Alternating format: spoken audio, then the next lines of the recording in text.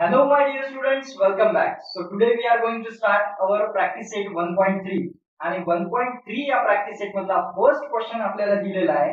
जसे की तुम्ही बघू शकता, these are the boxes we have given and we have to complete this activity.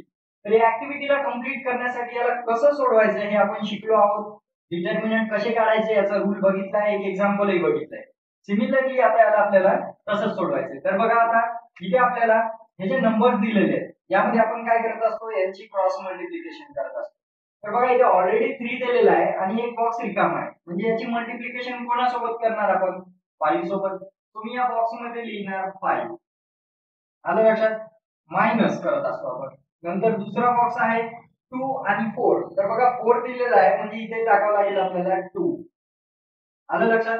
आता 3 आणि 5 ची मल्टिप्लिकेशन, 3 5 जा 15 इथे लिहावं लागेल आणि मायनस ऍज इट इज दिलेला आहे 2 4 जा 8, तो सुद्धा आपल्याला दिलेला आहे.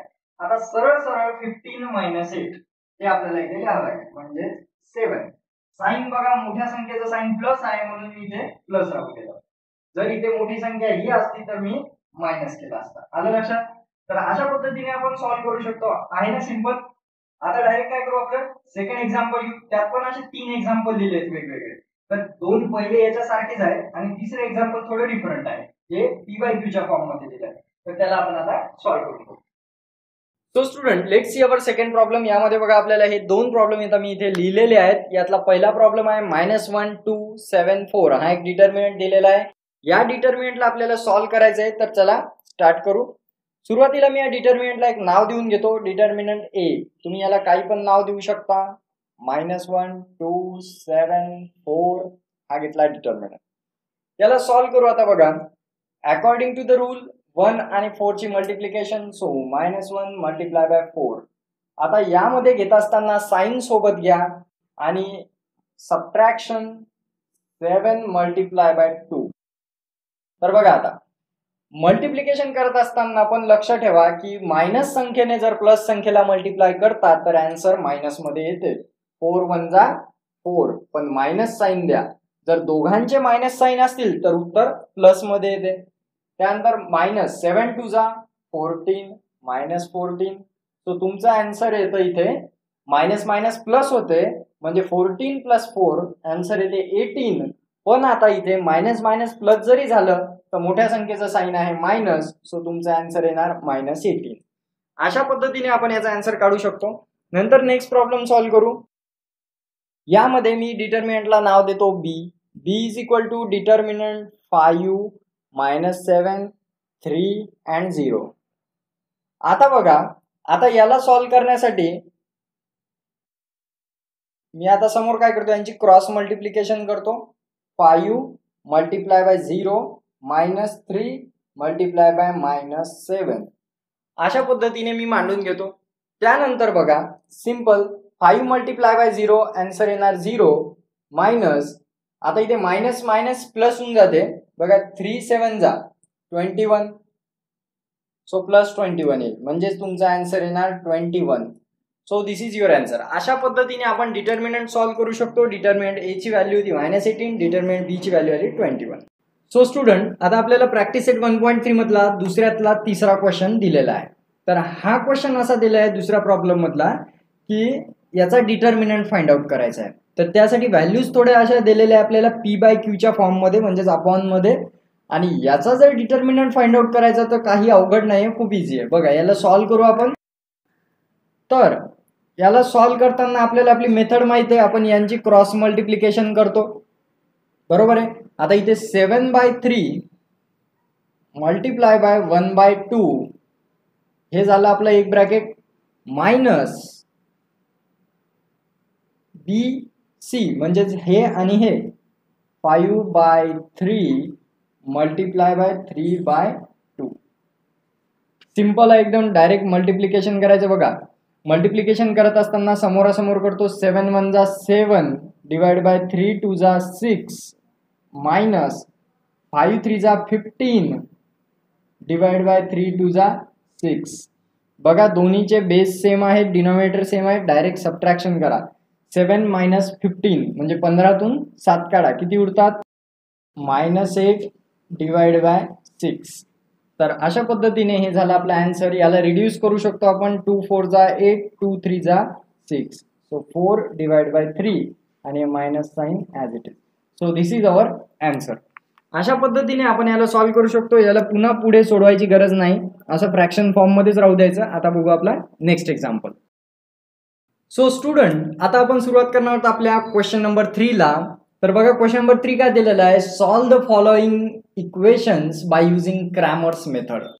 क्रॅमरची रूल यूज करून आपल्याला या इक्वेशन्सला सोडवायचं आहे आणि एक्स आणि वायच्या व्हॅल्यूज फाइंड आउट करायच्या आहेत.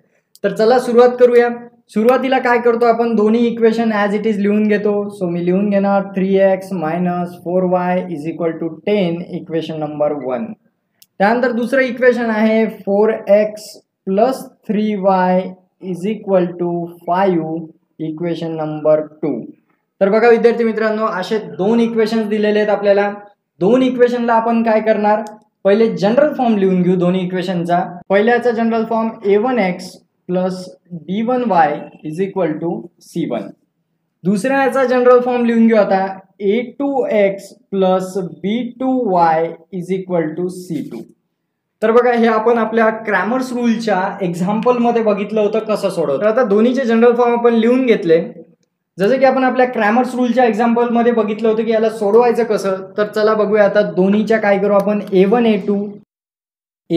a2 यांच्या व्हॅल्यूज लिहून घेऊ. बघा a1 ची व्हॅल्यू आहे 3, a2 ची व्हॅल्यू आहे 4, त्यानंतर b1 ची व्हॅल्यू आहे -4, b2 ची व्हॅल्यू आहे 3, त्यानंतर c1 ची व्हॅल्यू आहे 10 आणि c2 ची व्हॅल्यू आहे 5.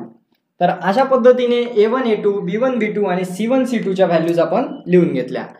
आता काय करणार बरं आपण, आता आपण ह्याच्या व्हॅल्यूज लिहून घेतल्या आहेत, याला आपण सॉल्व्ह करणार. तर सर्वात अगोदर आपण डिटर्मिनंट डी ची व्हॅल्यू फाइंड आउट करतो. आणि डिटर्मिनंट डी साठी आपल्याला माहिती आहे त्याचा काय असतो matrix, a1 a2 b1 b2. याला करायचं सॉल्व. बघा आता a1 a2 b1 b2 करा व्हॅल्यूज पुटअप आणि करा सॉल्व. तर बघा a1 ची व्हॅल्यू आहे 3, a2 ची व्हॅल्यू आहे 4, b1 ची व्हॅल्यू आहे -4, b2 ची व्हॅल्यू आहे 3. सो आता क्रॉस मल्टिप्लिकेशन 3 मल्टिप्लाय बाय 3 आणि -4 मल्टिप्लाय बाय 4. बघा उत्तर काय तर 3 3 जा 9, मायनस मायनस प्लस होतं, 4 4 जा 16 प्लस 16. सो 9 प्लस 16 सॉरी, तो येणार आपला आन्सर 25. बघा डी ची व्हॅल्यू मिळालेली आपल्याला 25. तर आता आपण काय करणार आहोत, नेक्स्ट dx ची व्हॅल्यू फाइंड आउट करणार आहोत. सो आता मी इथे काय करतो, dx ची व्हॅल्यू काढतो. dx च्या व्हॅल्यूसाठी आता dx च्या व्हॅल्यूसाठी परत एक आपल्याला कॉलम घ्यावं लागणार, मॉड घ्यावं लागणार. यामध्ये असतं c1 c2 आणि b1 b2. बघा हे मी काल तुम्हाला सांगितलं होतं, लक्षात ठेवायचं मागील व्हिडिओमध्ये, की c1 c2 b1 b2 हे आपण dx च्या व्हॅल्यूसाठी घेतो. म्हणजे a1 a2 इथला काय होईल, गायब होऊन जाईल आणि a1 a2 इथला काय होईल, गायब होऊन जाईल आणि c1 c2 येऊन जाईल. तर अशा पद्धतीने आता यांच्या व्हॅल्यूज पुट करू आपण. तर बघा आता c1 c2 ची व्हॅल्यू काय आहे, 10 आणि 5, 10 5. b1 b2 ची व्हॅल्यू काय, -4 आणि 3. आता यांचं करायचं क्रॉस मल्टिप्लिकेशन. काय उत्तर येतं बघा, 10 मल्टिप्लाय बाय 3 -4 मल्टिप्लाय बाय 5. तर बघा 10 3 जा 30 आणि प्लस होतं इथं 4 5 जा 20, कारण मायनस मायनस प्लस होतो. 30 प्लस 20 आन्सर येतं 50. त्यानंतर काढायची आपल्याला dy ची व्हॅल्यू. dy काढण्यासाठी परत एक मॉड घ्या. याच्यामध्ये आता a1 a2 जशाला तसा ठेवा, c1 c2 ठेवा. आलं लक्षात. तुम्हाला लक्षात काय ठेवायचंय, फक्त a1 a2 b1 b2 d साठी, dx साठी c1 c2 b1 b2 आणि dy साठी a1 a2 c1 c2. आलं लक्षात. आता बघा व्हॅल्यूज पुटअप करा. a1 a2 ची व्हॅल्यू काय होती आपली, 3 आणि 4. c1 c2 ची व्हॅल्यू होती आपली 10 आणि 5. So 10 and 5. त्यानंतर यांचं करा cross multiplication. 3 multiply by 5 -4 multiply by 10. काय आन्सर येतं बघा, 3 5 जा 15 -10 4 जा 40. सो इथे आन्सर येते आपलं 25. पण मोठ्या संख्येचं साईन काय मायनस, सो -25. लक्षात घ्या कधी पण साईन इम्पॉर्टंट आहे. इथे जर मायनस साईन दिलं नसतं ते उत्तर चुकत होतं बिंदास. आता बघा फाइंड आउट करायचे आपल्याला एक्स आणि वायचे व्हॅल्यू. सो एक्स साठी फॉर्म्युला आहे dx/d आणि वाय साठी व्हॅल्यू काढू आपण. पहिले अगोदर dx ची काढून घेऊ. dx चा आहे आन्सर 50 डिवाइड बाय d ची व्हॅल्यू मिळाली होती आपल्याला 25. सो या दोघांचं जर डिव्हिजन केलं 25 × 25 25 2 जा, सो आन्सर भेटते आपल्याला 2 म्हणजे x ची व्हॅल्यू मिळाली 2. तशाच प्रकारे y ची व्हॅल्यू dy/d. तर dy ची व्हॅल्यू आली होती आपली -25 आणि खाली डिवाइड मध्ये d ची व्हॅल्यू 25 कॅन्सल, आन्सर आलं -1. तर आपलं सोल्युशन ऑफ इक्वेशन काय आलं बघा, x, y म्हणजेच 2, -1. So this is the solution of equation 2, -1. या प्रश्नाचं उत्तर आलेलं आहे 2, -1. सो अशा पद्धतीने सॉल्व्ह करतात. आलं लक्षात कसं करायचं बघूया आता नेक्स्ट प्रॉब्लेम.